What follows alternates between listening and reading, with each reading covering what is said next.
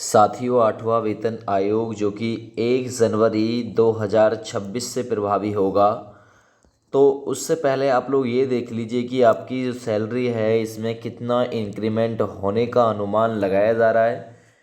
Social media पर तरह तरह के आप लोग न्यूज़ देखेंगे, जिसमें आपको कभी तो ये बताया जाएगा फिटमेंट फैक्टर को 5 यानी 2.58 तक बढ़ाया गया है, फिटमेंट फैक्टर को 2.62 तक बढ़ाया गया है, फिटमेंट फैक्टर को 3.68 तक बढ़ाया गया है। ठीक है, तो ये बराबर आप लोगों को सोशल मीडिया पर खबर देखने को मिलेगी। आज ऐसी खबर आ रही है कि फिटमेंट फैक्टर जो है वो 3.68 तक तय किया जा सकता है पूरा, है ना। तो इसमें आप लोग वर्तमान में सैलरी देख रहे होंगे। लेवल फर्स्ट पर बेसिक सैलरी कर्मचारियों को 18,000 रुपये वर्तमान में 7वें वेतन आयोग के तहत प्राप्त की जा रही है, प्रदान की जा रही है। अब 8वां वेतन आयोग लागू होने पर जितना अधिक फिटमेंट फैक्टर तय किया जाएगा, उसी हिसाब से सभी कर्मचारियों को अलग अलग पे लेवल के अनुसार सैलरी में बढ़ोतरी देखने को मिलेगी। ठीक है।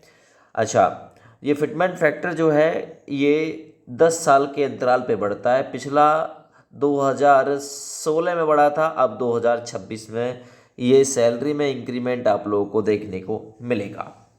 देखिए, बेसिक सैलरी प्राप्त करने वाले कर्मचारियों को लगभग 66,240 सैलरी मिलेगी, क्योंकि 18,000 सैलरी प्रदान, उसका 3.68 अगर बढ़ता है तो इसे 66,240 सैलरी मिलेगी। क्या ऐसा होगा भाई? लगता तो है नहीं। जिसे 18,000 वर्तमान समय में सरकार दे रही हो, उसे सैलरी बढ़ा के 66,240 रुपये देंगे ये लोग, लगता तो है नहीं। ये तो मतलब वैसे भी कर्मचारियों की संख्या कम रखने वाले, रोजगार की तरफ ध्यान नहीं देने वाली सरकार है। वहीं लेवल सेकंड पर 19,900 सैलरी प्राप्त होती है। इनकी सैलरी बढ़ाकर 73,232 रुपये मिलेगी। ये फिटमेंट फैक्टर 2026 में 1 जनवरी 2026 से प्रभावी होगा। तभी पता चलेगा कि एक्चुअल में क्या है। या थोड़ा समय और रुकिए, पूरा ही डाटा क्लियर हो जाने दीजिए, क्योंकि ये तो सोशल मीडिया के माध्यम से आप लोगों को तरह तरह की जो न्यूज़ है वो दी जा रही है। पे लेवल थर्ड पर 21,700 सैलरी मिलती है, तो इनकी सैलरी 79,856 रुपये हो जाएगी। ग्रुप डी यानी लेवल 4 पे 25,500 सैलरी प्राप्त होती है। इनकी सैलरी जो है वो प्राप्त होगी 93,840 रुपये। पे लेवल 5 पे 29,200 से बढ़ाकर 1,07,456 रुपये। पे लेवल 6 पे 35,400 से बढ़ा के 1,30,272। पे लेवल 8 पे 47,600 से बढ़ाकर 1,75,168। और पे लेवल 10 तक 56,000 से बढ़ाकर 2,06,448 रुपये सैलरी में उछाल देखने को मिल सकता है। भाई, इतनी सैलरी बढ़ेगी क्या? 3.68 फिटमेंट फैक्टर के हिसाब से। तो ये मैं पक्का नहीं कह सकता, ये सोशल मीडिया पर ये ट्रेंड चला हुआ है, सोशल मीडिया की खबर है। सोशल मीडिया पर आप लोगों को जो फिटमेंट फैक्टर है वो 3.68 तक दिखाया जा रहा है कि इतनी सैलरी आप लोगों की बढ़ जाएगी। भले ही सैलरी आप लोगों की कितनी ही क्यों ना बढ़े, लेकिन फिटमेंट फैक्टर के हिसाब से, है ना, इतना ही गुना आप लोगों को कर लेना होता है। चलिए, 8वां वेतन आयोग में पेंशन भी बढ़ सकती है। 9,000 की पेंशन प्राप्त करने वाले को 33,120 रुपये प्राप्त की जाएगी। वहीं लेवल 4 की पेंशन प्राप्त, जिसे 12,750 रुपये मिलते हैं, उसे 46,920 रुपये प्राप्त होंगे।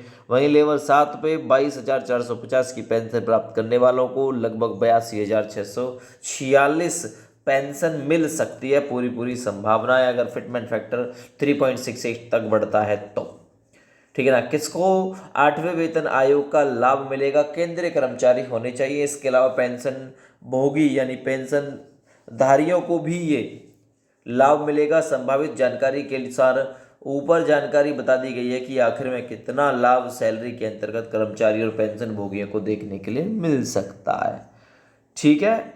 चलिए, 1 जनवरी 2026 से इसका आप देखिए 8वें वेतन आयोग का असर देखने का समय क्या है? 1 जनवरी 2026। ठीक है। वहीं घोषणा और 8वें वेतन आयोग को लागू करने के बाद ही 8वें वेतन आयोग का असर देखने को मिलेगा। कुछ मीडिया रिपोर्ट्स के अंतर्गत दावा किया जा रहा है कि वर्ष 2026 के अंतिम तक 8वां वेतन आयोग का असर देखने को मिल सकता है। हालांकि इससे पहले 8वां वेतन आयोग लागू हो जाना चाहिए। कुछ मीडिया रिपोर्ट्स बता रही है कि अंत में दिसंबर 2026 तक जाके लागू होगा, लेकिन 1 जनवरी 2026 से ये प्रभावी हो जाएगा, इतना पक्का है।